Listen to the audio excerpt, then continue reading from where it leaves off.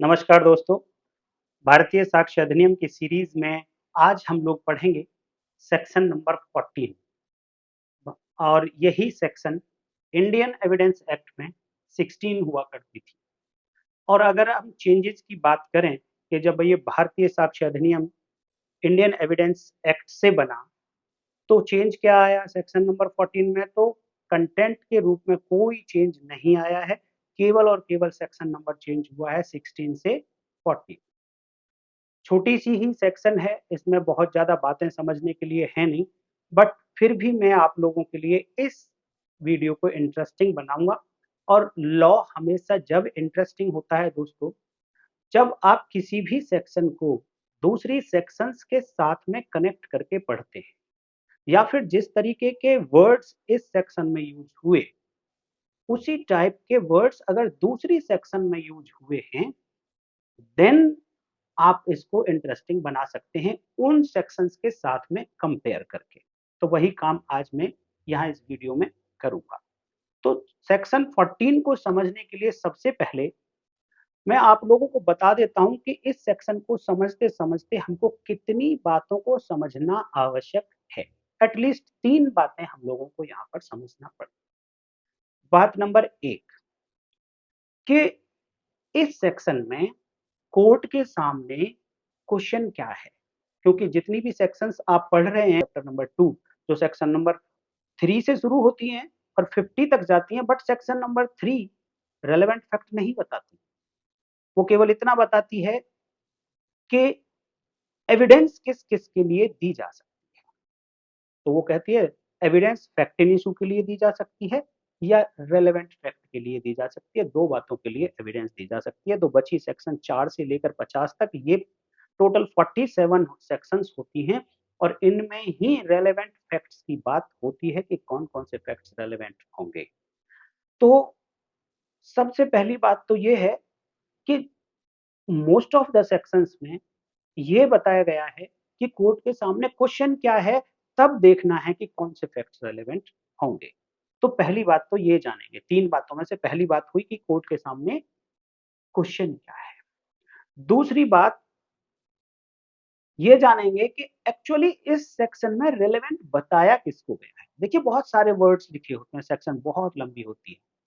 उस बहुत लंबी सेक्शन को पढ़ने के बाद आप फाइनली कन्फ्यूज हो जाते हैं उसमें कि कौन-सी ऐसी छोटी बात है जिसे रिलेवेंट बताया गया है।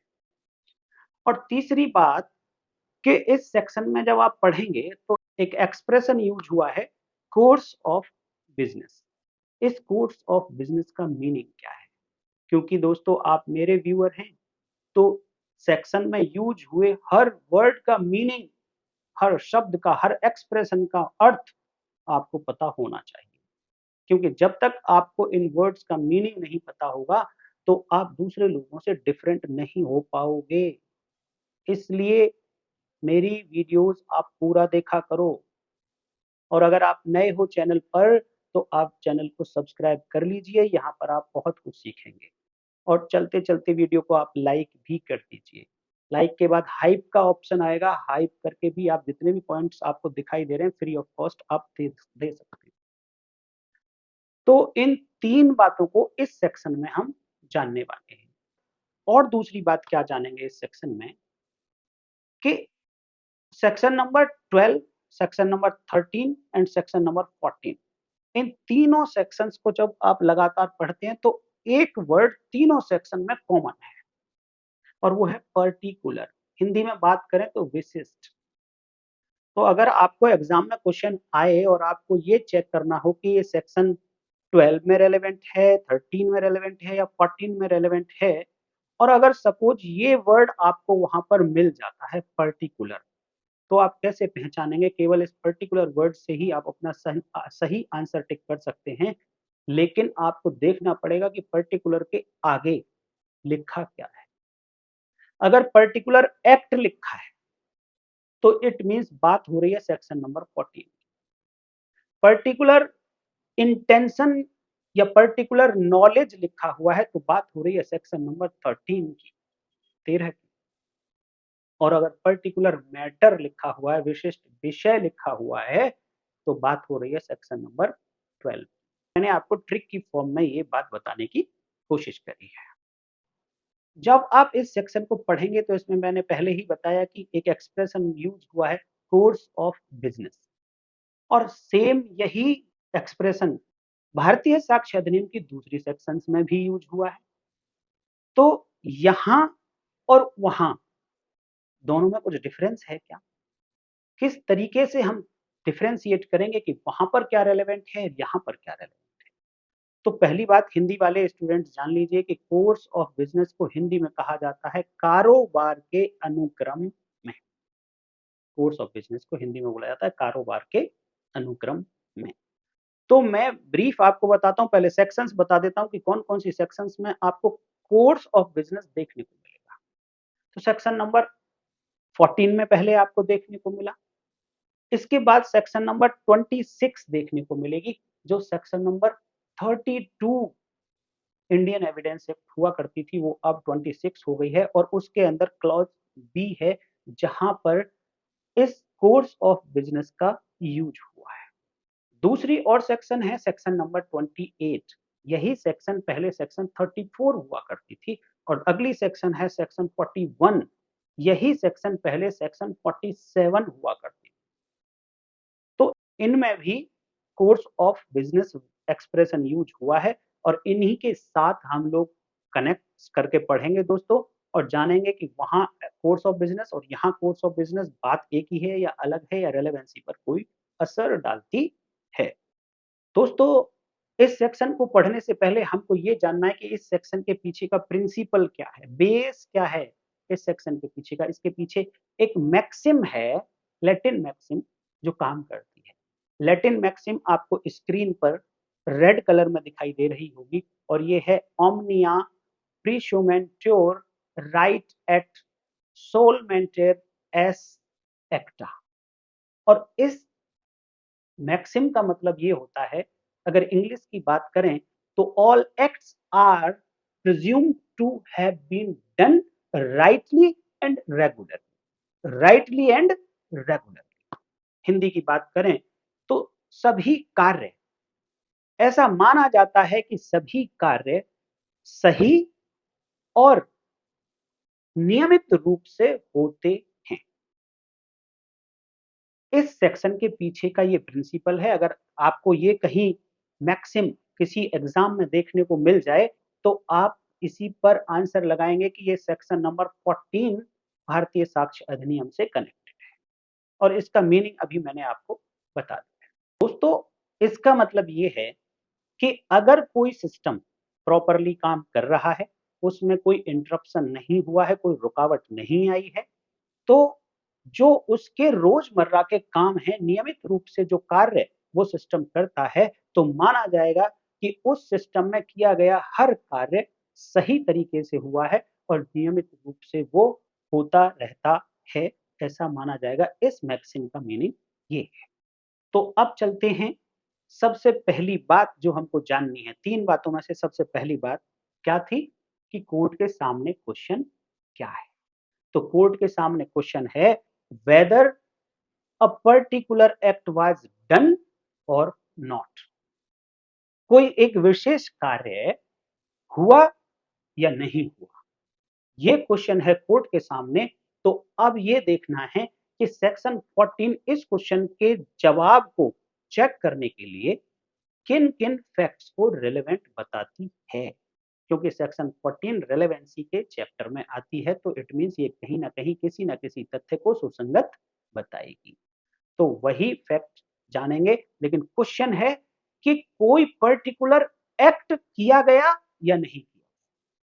सेक्शन नंबर 13 में क्या क्वेश्चन था कोर्ट के सामने कि कोई एक्ट, ध्यान देना, अभी पर्टिकुलर एक्ट नहीं बोल रहा हूं मैं, सेक्शन 13 के लिए कोई एक्ट पर्टिकुलर इंटेंशन से या पर्टिकुलर नॉलेज से किया गया था या एक्सीडेंटल था। और सेक्शन 12 में कि कोई फैक्ट तब रेलेवेंट होगा जब पर्टिकुलर मैटर से रिलेटेड होगा। तो यहां पर क्वेश्चन है कि कोई पर्टिकुलर एक्ट, विशेष कार्य किया गया या नहीं किया गया, वो कार्य हुआ या नहीं हुआ, ये क्वेश्चन में है। देन सेक्शन 14 पिक्चर में आ जाती है। अब दूसरे क्वेश्चन का जवाब देता हूं दोस्तों, और दूसरा क्वेश्चन था कि एक्चुअल में रिलेवेंट क्या है यहां पर। तो आप नोट करिए इस सेक्शन में existence of course of business. Existence of course of business Hindi में बात करें तो एक कारोबार के अनुक्रम का अस्तित्व रिलेवेंट हो। और रिलेवेंट होने का मतलब सेक्शन 3 आप जा सकते हैं। जो फैक्ट रिलेवेंट है उसे साबित करने या ना साबित करने के लिए, प्रूव करने या डिसप्रूव करने के लिए एविडेंस दी जा सकती है। और एविडेंस में जब एविडेंस दी जा सकती है तो इट मींस दोनों टाइप की एविडेंस दी जा सकती है। ओरल एविडेंस भी दी जा सकती है और डॉक्यूमेंट्री एविडेंस भी दी जा सकती है। तो एग्जिस्ट यहां पर रेलेवेंट क्या निकला? Existence of course of business. कारोबार के अनुक्रम का अस्तित्व रेलेवेंट है। बाकी शब्द इसको एक्सप्लेन करते हैं कि कब रेलेवेंट है, कोर्स ऑफ बिजनेस कैसा होना चाहिए, इतनी बातें एक्सप्लेन करते हैं। बट आपको जानना पड़ेगा कि कोर्स ऑफ बिजनेस का मीनिंग क्या है, कारोबार के अनुक्रम का अर्थ क्या है। The course of business means the standard activities, routine activities और routine practice involved in managing a trade or business or in functioning of an institution। Hindi में बात करें तो किसी व्यापार या व्यवसाय के प्रबंधन या किसी संस्था के संचालन में शामिल मानक नियमित गतिविधियां या प्रथा। किसी ट्रेड को करने के लिए अगर कोई पर्टिकुलर कस्टम भी यूज किया जाता है तो वो भी कोर्स ऑफ बिजनेस में शामिल होगा। फॉर एग्जाम्पल फॉर एग्जाम्पल मैं अगर बात करूं आपसे कि आपको एक पिज्जा ऑर्डर करना है, ऑनलाइन पिज्जा ऑर्डर करना है। आज के पॉइंट ऑफ व्यू से एग्जाम्पल देने की कोशिश कर रहा हूं, इलस्ट्रेशन भी मैं समझाऊंगा। यहाँ पर जो इलस्ट्रेशन दिए गए स्टैंडर्ड इलस्ट्रेशन। तो आप देखिए कि पिज्जा को ऑर्डर करने के लिए, मैं अभी केवल ऑर्डर करने की बात कर रहा हूं। सोचिए, देखिए जितना बोला जा रहा है उतना सुनना है। जैसे कि मैंने अपनी स्टोरी सीरीज शुरू करी हुई है, उसमें मैं आपको यही सिखाने की कोशिश कर रहा हूं कि सामने से सुनना है आपको कि वर्ड क्या बोला गया, क्या एक्शन किया गया, उस वर्ड में क्या एक्शन शामिल है। तो मैंने बोला है कि पिज्जा ऑर्डर करना है। इट मींस कोर्ट के सामने क्वेश्चन ये है कि पिज्जा ऑर्डर किया गया या नहीं। तो अब पिज्जा ऑर्डर करने का, ऑनलाइन पिज्जा ऑर्डर करने का प्रोसेस क्या है, और क्या वही प्रोसेस रोज रूटीन में रिपीटेडली रेगुलरली क्या वही प्रोसेस फॉलो होता है?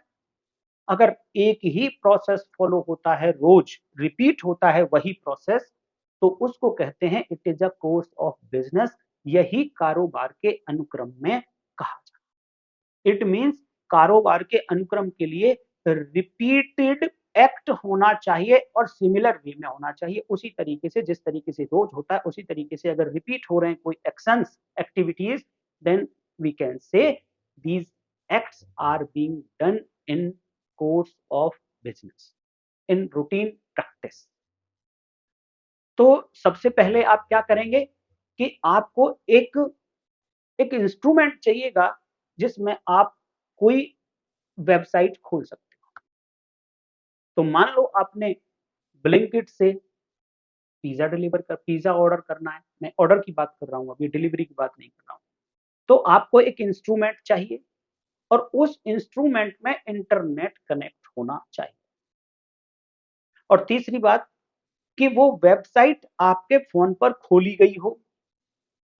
और अगली बात कि आपने उसमें अपनी डिटेल्स डाल दी थी, और डिटेल्स डालने के बाद जब लास्ट में आपने ऑर्डर की क्वांटिटी भी डाली, और लास्ट में जब ऑर्डर सबमिट करना, प्लेस ऑर्डर का ऑप्शन अगर आ रहा है और वो आपने क्लिक भी कर दिया, और क्लिक करने के बाद कोई आपको ऐसा मैसेज रिफ्लेक्ट नहीं हुआ स्क्रीन पर जो ये दिखाता हो कि your order has not properly been placed. It means आपका जो आदेश किया है आपने पिज्जा के लिए वो प्रॉपरली नहीं किया गया, ऐसा कोई मैसेज भी रिफ्लेक्ट नहीं हुआ है। और यही रोज हर व्यक्ति इसी तरीके से ऑर्डर ब्लिंकिट पर ऑर्डर करता है एक पिज्जा। अगर आपने इतने सारे काम किए थे, ये प्रूव कर दिया एविडेंस के थ्रू, आइदर ओरल एविडेंस और डॉक्यूमेंट्री एविडेंस के थ्रू, तो ये माना जाएगा कि आपने जो एक्ट किया था वो कोर्स ऑफ बिजनेस में किया था। और अगर इतने एक्ट कर दिए गए हैं तो नेचुरली, ऑर्डिनरीली, सामान्यतया ये ऑर्डर प्लेस हो जाता है। देखिए, कुछ लोग ये कह देते हैं कि यहां पर प्रिजम्पशन है कि कोर्ट प्रिज्यूम कर लेगी कि ऐसा कोर्स ऑफ बिजनेस एग्जिस्टेंस में था। ना भाई, ऐसा बिल्कुल नहीं है। मैंने एक बहुत अच्छी वीडियो बनाई है दोस्तों, वो इतनी अच्छी वीडियो है कि अगर आपने वो देखी, उस पर तो इतने कमेंट आते हैं कि इतनी अच्छी वीडियो बताई वो लोगों ने कि वो आपका माइंड ओपन कर देती है। उसको मैं इस वीडियो के लास्ट में, जब आप खत्म होने जा रही होगी ये वीडियो, तो आपको एंड स्क्रीन पर चमकेगी, आप उसे देख सकते हैं। वहां पर मैंने ये बताया कि पहला पार्ट तो ये है कि वो फैक्ट्स कौन से होंगे जो कोर्ट में ले जाए जा सकते हैं, तो वो सुसंगत तथ्य होंगे, सुसंगत रेलेवेंट फैक्ट होंगे। दूसरी बात बताई थी कि वो प्रोसीजर क्या होगा, किस तरीके से ले जाएंगे। और तीसरी बात बताई थी कि किस पार्टी की ड्यूटी लगाई गई कि कौन इस इन फैक्ट्स को इस तरीके से वहां लेकर कोर्ट में जाएगा। तो जब वो बात आती है तीसरी वाली, तो उसे कहा जाता है बर्डन ऑफ प्रूफ, किसके ऊपर ड्यूटी है। तो उस बर्डन ऑफ प्रूफ को डिस्चार्ज करने के लिए कभी कभी लॉ में कोर्ट को परमिट कर दिया जाता है, कोर्ट को डिस्क्रिशन दे दी जाती है कि आप किसी फैक्ट के एग्जिस्टेंस की प्रिजम्पशन कर सकते हो, लेकिन वो भी जब जब या तो पर्टिकुलर सेक्शन में लिखा हो कि आप इस फैक्ट की कोर्ट प्रिजम्पशन कर सकती है, उपधारणा कर सकती है, या फिर सेक्शन 114 इंडियन एविडेंस एक्ट हुआ करती थी, जो आज की डेट में 119 भारतीय साक्ष्य अधिनियम हो गई है। वहां पर कुछ कॉमन कोड्स ऑफ कंडक्ट लिखे गए हैं। अगर वो कॉमन कोड्स ऑफ कंडक्ट में फॉल करता है तो भी आप कह सकते हैं, कोर्ट प्रिज्यूम कर सकती है कि हाँ, इस फैक्ट की एग्जिस्टेंस है। लेकिन सेक्शन 14 में और प्रिजम्पशन में क्या डिफरेंस है? सेक्शन 14 ये कहती है कि कोर्स ऑफ बिजनेस रेलेवेंट होगा, अर्थात इसके लिए एविडेंस दी जा सकती है। पहले कोई फैक्ट रेलेवेंट होगा तभी उसकी एविडेंस दी जा सकती है, और इस एविडेंस को ना लाने के लिए कभी कभी लॉ परमिट करता है कोर्ट को कि आप एविडेंस मत मांगिए, आप इस फैक्ट को प्रूव मान लीजिए, इस फैक्ट की एग्जिस्टेंस को आप प्रिज्यूम कर लीजिए। लेकिन किस फैक्ट की एग्जिस्टेंस प्रिज्यूम करेगी कोर्ट? जो पहले रेलेवेंट होगा। अगर पहले रेलेवेंट ही नहीं हुआ कोई फैक्ट, तो कोर्ट प्रिज्यूम भी नहीं कर सकती। तो इट मीन्स किसी ना किसी सेक्शन में उस फैक्ट को, जिस फैक्ट को कोर्ट प्रिज्यूम करना चाहती है, वो किसी ना किसी सेक्शन में रेलेवेंट होना चाहिए। अदरवाइज इररेलेवेंट फैक्ट की तो कोर्ट प्रिजम्पशन भी नहीं कर सकती। कोर्ट केवल प्रिजम्पशन उसकी कर सकती है जिसकी एविडेंस दी जा सकती है, लेकिन एविडेंस लॉ कहता है कि देने की जरूरत नहीं है। कोर्ट मे प्रिज्यूम और court shell presume either an fact is an conclusive proof निश्चय सब। तो दोस्तों, यहां पर हमने मीनिंग समझ लिया कोर्स ऑफ बिजनेस का, और ये जान लिया कि एक्चुअल में इस सेक्शन में रिलेवेंट क्या है, और वो है existence of course of business, कारोबार के अनुक्रम का। तो मैंने जो शुरू में आप लोगों को कहा था कि 3 बातें एटलीस्ट यहाँ पर जानना अति आवश्यक है, वो तीनों बातें आप लोगों ने जान ली हैं, मुझे पूरी उम्मीद है, और आपने उस मोटे रजिस्टर में नोट भी कर ली होंगी। जो लोग नए व्यूअर हैं उनको मैं फिर बता दूं, दोस्तों आप एक मोटा रजिस्टर रखें, जब भी मेरी वीडियो आप देखें, भारतीय साक्ष्य अधिनियम की वीडियोस आप प्लेलिस्ट वाइज देख सकते हैं। मैंने उनको प्लेलिस्ट को अरेंज करने की कोशिश की है, और हर फैक्ट जो इंपॉर्टेंट आपको लगता है नोट्स बनाने के लिए, उसे आप उस मोटे रजिस्टर में नोट करते जाइए। नहीं तो आपको मेरी वीडियो दोबारा देखनी पड़ेगी, उससे मुझे तो कोई लॉस होने वाला है नहीं, आपका टाइम वेस्ट होगा। इसलिए आपको एडवाइस कर रहा हूं कि मेरी वीडियो देखने के बाद उस मोटे रजिस्टर में आप जो भी रेलेवेंट फैक्ट हैं, जो भी रेलेवेंट पॉइंट हैं, उनको आप नोट करते जाइए। अब मैं आपको लेकर चलूँगा सेक्शन नंबर 14 की लैंग्वेज क्या कहती है। तो इसका हेडिंग कहता है दोस्तों, existence of course of business when relevant. देखिए हेडिंग से भी बहुत कुछ क्लियर होता है और हेडिंग इस सेक्शन का प्रियम्बल होता है दोस्तों।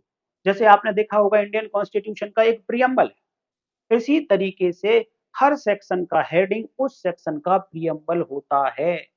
वही आपको गाइड करेगा, कहीं इंटरप्रिटेशन की जरूरत पड़ेगी तो हमें हेल्प लेनी पड़ती है हेडिंग से। तो हेडिंग ने क्या बोला यहाँ पर, existence of course of business when relevant, अर्थात जो कारोबार के अनुक्रम का अस्तित्व है वो रेलेवेंट तो है इस सेक्शन में, बट कब रेलेवेंट होगा ये जानना इंपॉर्टेंट है। तो पहली बात तो कि कोर्ट के सामने क्वेश्चन होना चाहिए, देन ही कोर्स ऑफ बिजनेस, इसकी एग्जिस्टेंस रेलेवेंट हो सकती है। बट एक छोटी सी बात और रह जाती है कि ये कोर्स ऑफ बिजनेस कैसा होना चाहिए। कभी कभी आपको लॉ में लिखा हुआ मिलेगा दोस्तों ऑर्डिनरी कोर्स ऑफ बिजनेस, लेकिन यहां पर ऑर्डिनरी कोर्स ऑफ बिजनेस नहीं है, यहां पर ओनली कोर्स ऑफ बिजनेस लिखा है। लेकिन इसको ऑर्डिनरी करने के लिए इसके आगे के वर्ड्स आप पढ़कर देखिए, वहां लिखा है, मैं पूरी लैंग्वेज आपको पढ़ देता हूं, when there is a question whether a particular act was done.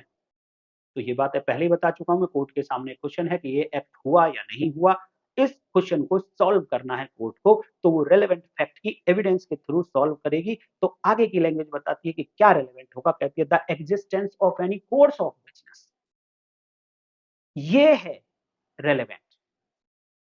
कारोबार के अनुक्रम का अस्तित्व रेलेवेंट होगा, लेकिन उसके आगे कॉमा लगा के कोर्स ऑफ बिजनेस को एक्सप्लेन करने की कोशिश की गई और कहा गया according to which it naturally would have been done. वो कार्य ऐसा है और ये कोर्स ऑफ बिजनेस ऐसा है कि नेचुरली अगर कोई गड़बड़ नहीं हुई है, सब प्राकृतिक रूप से बिल्कुल ठीक है, तो वो एक्ट हुआ ही होगा, वो एक्ट होता ही होता। अगर ये particular steps in the course of business उठा लिए गए हैं तो वो एक्ट होता ही होता। अगर ऐसा कोर्स ऑफ बिजनेस है, ऐसा एक्ट है, then existence of course of business, then अनुक्रम के कारोबार का अस्तित्व रेलेवेंट सुसंगत होगा, ये कहती है। इट मीन्स कि कोर्स ऑफ बिजनेस को भी यहां पर एक्सप्लेन किया गया है कि वो ऐसा होना चाहिए कि नेचुरली उस कोर्स ऑफ बिजनेस में एक्ट होते हैं और रेगुलरली होते हैं और रिपीटेडली इसी तरीके से होते हैं। इलस्ट्रेशन से भी मैं अभी आगे आपको समझाऊंगा दोस्तों। हिंदी में बात करें तो जब यह प्रश्न उठता है कि कोई विशेष कार्य किया गया था या नहीं, तो किसी भी कारोबार के अनुक्रम का अस्तित्व जिसके अनुसार वह कार्य स्वाभाविक रूप से किया गया होता, वो अस्तित्व कोर्स ऑफ बिजनेस का अस्तित्व सुसंगत हो जाएगा, ये कहती है सेक्शन नंबर 14। इसके इलस्ट्रेशंस को भी मैं आपको लेकर चलूंगा दोस्तों। उससे पहले मैं आपको दिखाना चाहूंगा कि वो सेक्शंस जहां पर course of business expression use हुआ, वहां सेक्शन 14 किस तरीके से डिफरेंट है। देखिए सबसे पहली सेक्शन इसके बाद 26 आती है और इसके अंदर क्लॉज बी है। जो सेक्शन 32 हुआ करती थी पहले, जहां पे डाइन डिक्लेरेशन हुआ करता था क्लॉज ए में, वहीं पर क्लॉज बी भी लिखी हुई थी और उसमें जब आप पढ़ेंगे तो course of business word use हुआ है। क्या कहती है देखिए, when the statement was made by such person. अब सच पर्सन को वहां एक्सप्लेन किया, स्क्रीन पर मैं आपको पूरा नहीं दिखा रहा हूं क्योंकि जब ये सेक्शन पढ़ेंगे देन पूरा तब पढ़ेंगे, बट मैं एक्सप्लेन करने के लिए आपको बता रहा हूं कि यहां पर क्या रेलेवेंट है और सेक्शन 14 में क्या रेलेवेंट है। सेक्शन 14 में तो आपको याद रखना है existence of course of business relevant है, लेकिन यहां पर कोर्स ऑफ बिजनेस यूज हुआ है लेकिन वो रेलेवेंट नहीं है। यहां पर रेलेवेंट है वो स्टेटमेंट, यहां पर स्टेटमेंट रेलेवेंट है। और जब सबसेक्शन बी पढ़ेंगे आप तो वहां पर course of business word use हुआ है और वहां पर कहा गया इन particular when it consist of any entry और मेमोरेंडम मेड बाय हिम।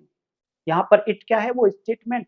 वो कहता है पर्टिकुलरली जब जब वो स्टेटमेंट किस में है, किसी बुक में है, किसी मेमोरेंडम में है। तो वो बुक और मेमोरेंडम कैसी होनी चाहिए, ये इंपॉर्टेंट है जानने के लिए।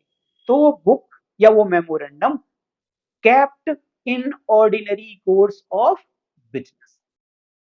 अर्थात यहाँ पे ऑर्डिनरी कोर्स ऑफ बिजनेस में क्या हो रहा है, ऑर्डिनरी कोर्स ऑफ बिजनेस में वो बुक रखी जा रही है, ऑर्डिनरी कोर्स ऑफ बिजनेस में वो मेमोरेंडम रखा जा रहा है, वो स्टेटमेंट भी ऑर्डिनरी कोर्स ऑफ बिजनेस में किया गया हो।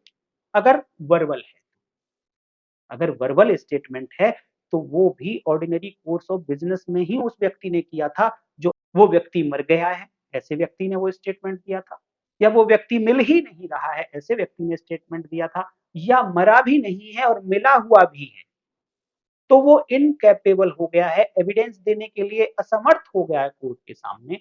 देन ऐसी स्थिति में स्टेटमेंट कभी पहले किया था, मरने से पहले किया था, खोने से पहले किया था, इनकैपेबल होने से पहले किया था, या फिर वो इतनी दूर रहता है कि उसको वहां से बुलाने में जो समय लगेगा, जो खर्चा होगा, वो अनरीजनेबल होगा, अतार्किक होगा। तो कोर्ट समझती है कि उस व्यक्ति को वहां से ना बुलाकर उसके स्टेटमेंट को रिलेवेंट बना लीजिए, उसके स्टेटमेंट को प्रूव कर लीजिए। अगर रिटर्न में है तो वो बुक या वो मेमोरेंडम जहां पे वो स्टेटमेंट लिखा हुआ है, वो ऑर्डिनरी कोर्स ऑफ बिजनेस में रखी जा रही हो, मेंटेन की जा रही है, देन वो स्टेटमेंट 26 में रेलेवेंट हो जाएगा, नॉट कि कोर्स ऑफ बिजनेस रेलेवेंट होगा। उस स्टेटमेंट को रेलेवेंट बनाने के लिए कंडीशन है केवल कोर्स ऑफ बिजनेस में रखी हुई बुक्स और मेमोरेंडम। ये कहती है सेक्शन 26। तो डिफरेंस आप समझ गए होंगे सेक्शन 26 एंड 14 का। अब इसके आगे एक सेक्शन आती है 26 भारतीय साक्ष्य अधिनियम corresponding to section 34 Indian evidence act. यहां पर बताया गया entries in books of account when relevant. It means यहां पर भी course of business word use होने वाले हैं, लेकिन रेलेवेंट वो नहीं है। रेलेवेंट क्या होगा, entries in books of account.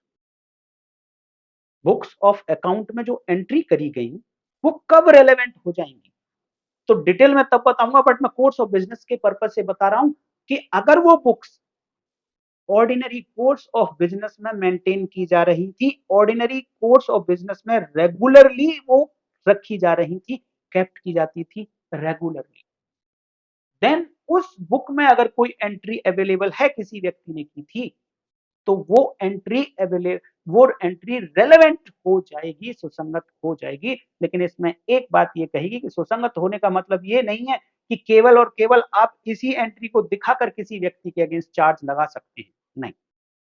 Books of account में अगर कोई एंट्री है तो मात्र अकेले इसी एविडेंस से चार्ज नहीं लगाया जा सकता लाइबिलिटी का, कि मेरे इस पर इतने पैसे बनते हैं, मेरी बुक्स ऑफ अकाउंट्स में देखिए लाइबिलिटी खड़ी है, तो केवल इतने मात्र से लाइबिलिटी क्रिएट नहीं होगी, चार्ज नहीं लगाया जा सकता।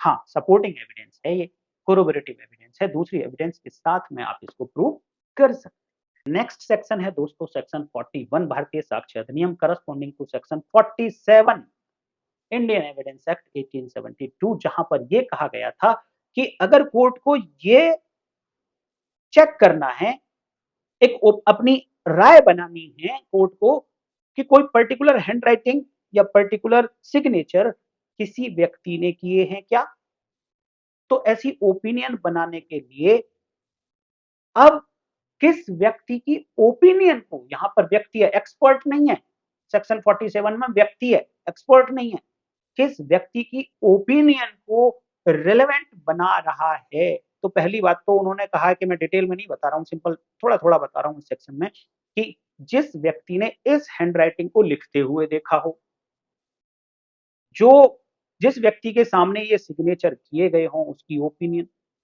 जो व्यक्ति इस हैंडराइटिंग को पहचानता हो और पहचानने का रीजन बताए कि वो क्यों पहचानता है, क्योंकि वो कहता है कि ऑर्डिनरी कोर्स ऑफ बिजनेस में इस आदमी के लेटर मेरे पास आते रहे हैं। नॉट ओनली लेटर, कोई भी डॉक्यूमेंट मेरे पास in ordinary course of business आते रहे हैं। तो यहाँ पर ordinary course of business relevant नहीं। ऑर्डिनरी कोर्स ऑफ बिजनेस में तो वो डॉक्यूमेंट आ रहे थे जिन पर हैंडराइटिंग जो लिखी गई है वो क्वेश्चन है। तो इस व्यक्ति की ओपिनियन, जिसको ये डॉक्यूमेंट रिसीव होते रहे ऑर्डिनरी कोर्स ऑफ बिजनेस में, इस व्यक्ति की ओपिनियन वो देखकर बताएगा उस हैंडराइटिंग को कि हाँ ये हैंडराइटिंग है, ये सिग्नेचर पर्टिकुलर पर्सन के हैं। तो यहाँ पर ओपिनियन रेलेवेंट है उस पर्सन की, वो कोर्स ऑफ बिजनेस रेलेवेंट नहीं है। अब नेक्स्ट सेक्शन आती है 119 भारतीय साक्ष्य अधिनियम करस्पॉन्डिंग टू 114 114 भारतीय इंडियन एविडेंस एक्ट। ये प्रिजम्पशन वाली सेक्शन है दोस्तों, तो यहाँ पे प्रिजम्पशन की जा सकती है कॉमन कोर्स ऑफ कंडक्ट की। कोर्ट को पावर दी है कि आपको लगता है कि हाँ यही कंडक्ट होना चाहिए एक पर्टिकुलर पर्सन का पर्टिकुलर सर्कमस्टांसेस में, तो प्रिज्यूम कर सकते हो आप कि यही कॉमन कोर्स ऑफ कंडक्ट है। रेलेवेंट यहाँ पर प्रिजम्पशन है, यहाँ रेलेवेंट नहीं बताया। इसी बात को रेलेवेंट तो रेलेवेंसी वाले चैप्टर में बताया जाएगा। यहाँ पे तो बताया जा रहा है कि इसके लिए एविडेंस मत मांगना आप। और एविडेंस किसके लिए मांगी जाती है? रेलेवेंट फैक्ट के लिए या फैक्ट इन इशू के लिए। तो दोस्तों आपको समझना पड़ेगा कि क्रक्स क्या है, डिफरेंस क्या है। अब सेक्शन 14 में 2 इलस्ट्रेशन दिए गए हैं। कोर्स ऑफ बिजनेस में कई सारे फैक्ट होते हैं, सबको मिलाकर कॉमन कोर्स ऑफ बिजनेस बनता है।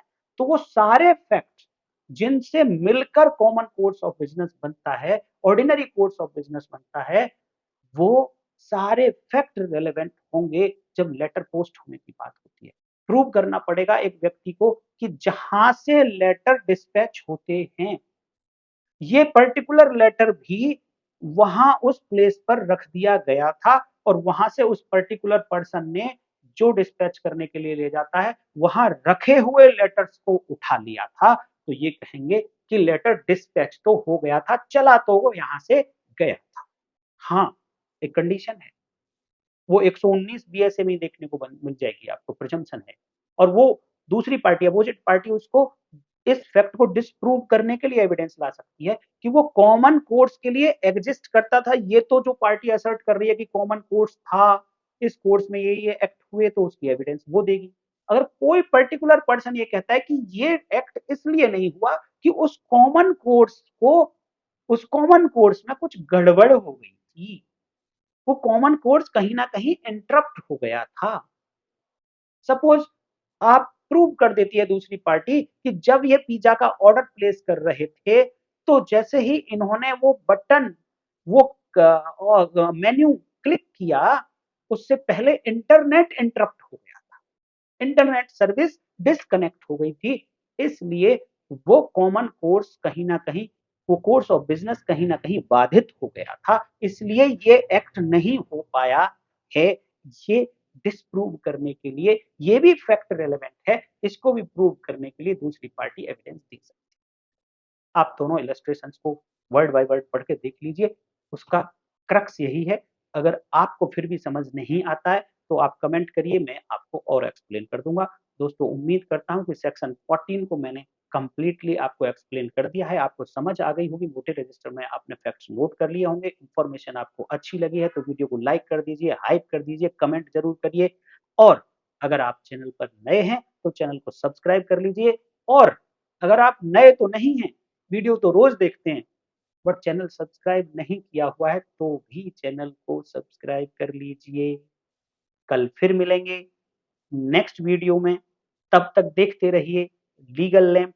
नमस्कार, जय